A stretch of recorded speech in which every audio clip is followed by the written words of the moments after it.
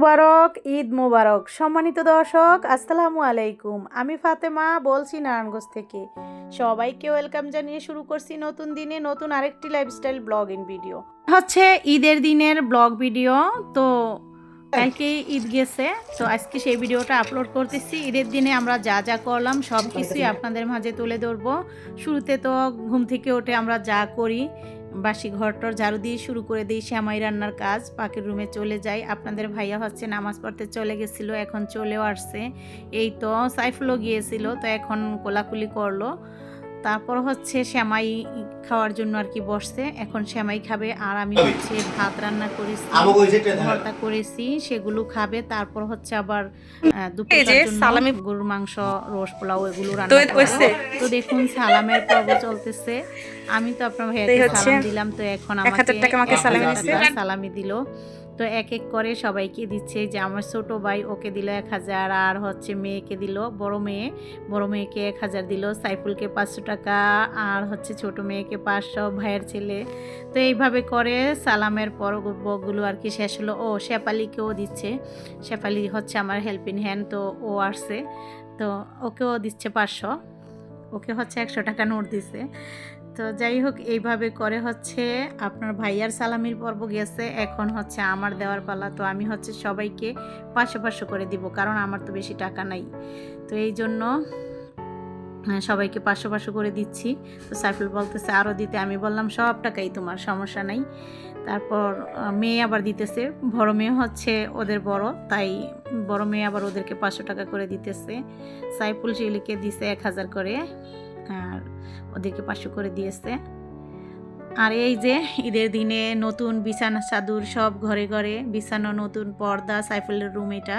তো সাইফুলের রুমের পর্দাটা অনেক সুন্দর ম্যাচিং হয়েছে। আপনারা সবাই দেখছেন যে আগের ভিডিওতে আমরা সাইফুলের রুমের জন্য বা আমাদের বেডরুমের জন্য কিন্তু আমরা বিছানা চাদরগুলো কিনছি। এই 3টা বিছানা চাদর কিনছি। কেমন হয়েছে কমেন্ট করে অবশ্যই জানান। আর আমার কাছে তো অনেক ভালো লাগছে, তাই তো পছন্দ করে আনছি। তো এই বিছানা চাদরটা বেশি ভালো লাগছে, মাঝখানে গোল রাউন্ড আর 4 ও 5টাতে মানে স্কোয়ার।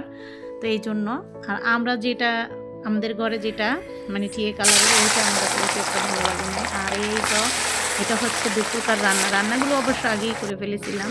তো আর সালামি পর্বটা ছিল পরে, অবশ্য সেটা উলটপালট করে দিয়েছি। তো এই যে এখন হচ্ছে মাংস মাখিয়ে বসিয়ে দিয়েছি।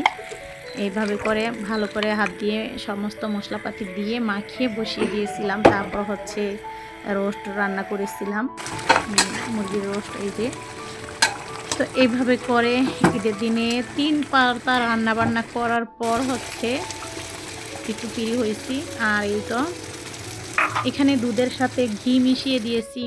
মাশাল্লাহ রোস্টটা খেতে অনেক ভালো হয়েছিল, সুন্দর ফ্লেভার আসছিল। তবে পোলাওটাও রান্না করেছি, পেঁয়াজ বেরেস্তাগুলো আগে দিয়ে আমি ঢেকে দিয়েছিলাম, একদম লাল কালার হয়ে গেছে। তো এই যে মাংসটা অনেক ভালো হয়েছিল রান্না। তো ঈদের দিনে আল্লাহর রহমতের সেমাই রান্না, তারপর হচ্ছে ঈদের দিন যা যা রান্না করবেন, রোজার শেষে যেই খাবারগুলো আমরা খাই, অন্য অন্য দিনেও আমরা কিন্তু এই রান্নাগুলো করি, কিন্তু ঈদের দিনের মতো স্বাদ আসে না। কারণ 1 মাস সিয়াম সাধনার পর মানুষ সেমাই রান্না করে যে মুখে দেয় আর যেগুলো খায়, এটার ভিতরে আল্লাহর একটা রহমতের স্বাদ দিয়ে দেয়। তো এই যে এক এক করে কিন্তু আমি সবাইকে খাবার টাবার বেড়ে দিলাম, আর খাওয়া হইতেছে। তো এইভাবে করে আসলে সবার সাথে বসে খেতে কিন্তু ভালো লাগে, নিজের খাওয়ার চাইতে সবাইকে খাওয়াতে বেশি ভালো লাগে। তো এভাবে করে যেন সবার ঈদগুলো ভালো কাটে, সবার জন্য অনেক দোয়া রইল। খাওয়া শেষে আপনাদের ভাইয়া এক একজনে এক একটা খাবে, এইরকমভাবে হচ্ছে এই ঠান্ডাগুলো আনা হয়েছে, বা আপনারা যেটা বলেন আর কি। তো এই তো এখন আবার সালামির পর্ব আসছে, কারণ আমার বোনের মেয়েরা আবার আসে নাই সকালের দিকে। তো এই জন্য ওদেরকে আবার হচ্ছে বিকেলের দিকে, মানে ওরা আসছিল 3টের দিকে, তো ওই সময় আবার ওদের সালামিগুলো আবার দেওয়া হয়েছে। এভাবে করে কেটে গেল আমাদের ঈদের দিন। কোথাও ঘুরতে যাইনি, বাসায় ব্যস্ত সময়ে পার করলাম। আর দেখতে